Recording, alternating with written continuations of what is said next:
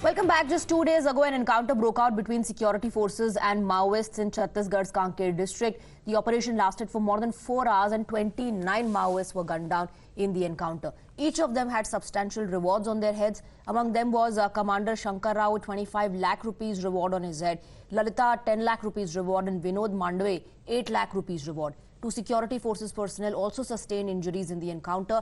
Arms and ammunition were recovered in large quantities from the possession of the Maoists, including AK-47 rifles, LMGs and other graded weapons. The search and combing operation was on by the security forces in the area for many hours, and the motive of the Maoists has been described as a bid to disrupt Lok Sabha polls by the top security forces official.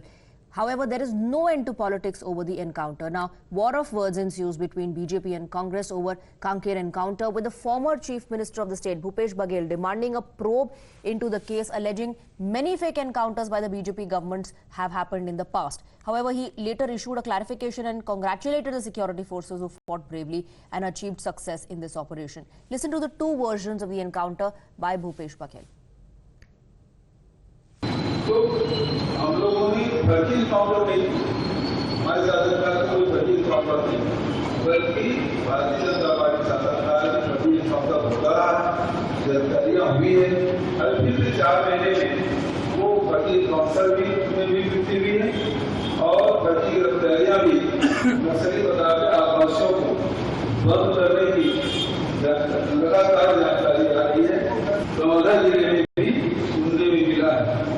तो आज बहुत सारे लोगों को इस प्रकार से खासकर आवासीय वर्ग के लोगों को डराया धमकाया जा रहा है, या बस्तर हो, कांकेर हो, चाहे अन्य जिलों में इस प्रकार की घटनाओं की अब वृद्धि होगी। मैं तो जवानों को बहुत बधाई दूंगा और बहुत बहादुरी से लड़े और बड़ी सफलता हासिल की है। जो लगातार जो हम लोगों के शासन काल में जो उनके नक्सलियों को मान में घुस के अटैक करने की जो नीति रही है, उसका ये परिणाम है।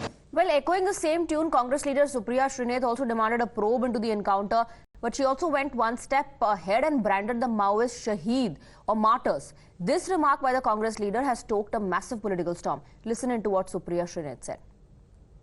नहीं, मैं इस पे कोई राजनीति नहीं करना चाहती हूँ। मुझे लगता है इसकी बिल्कुल गहन जांच होनी चाहिए और उन सब लोग जो शहीद हुए, हमारे सुरक्षाकर्मी भी कुछ घायल हुए, उन सबको हमारी संवेदनाएं हैं और इसमें कोई राजनीति का सवाल ही नहीं है।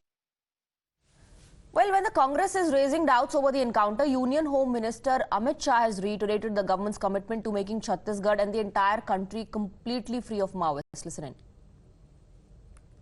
कल छत्तीसगढ़ में सुरक्षा बलों को बड़ी सफलता प्राप्त हुई है। मोदी जी जब से प्रधानमंत्री बने तब से नक्सलवाद और आतंकवाद के खिलाफ एक सातत्यपूर्ण अभियान भारतीय जनता पार्टी की सरकार ने चलाया है। 2014 से ही हमने कैंप लगाना शुरू किया था। 19 के बाद कम से कम 250 कैंप लगे और सुरक्षा वैक्यूम को खत्म किया है। अब छत्तीसगढ़ पुलिस का भी सहयोग जितना इच्छनीय है उससे ज्यादा ही मिल रहा है। इसका परिणाम है कि सरकार बनने के बाद छत्तीसगढ़ में लगभग 3 महीने के समय में 80 से ज्यादा नक्सली ढेर हुए हैं, 125 से ज्यादा अरेस्ट किए गए हैं। With that, we're looking to a very short break. For now, news and updates will continue. Stay on with us.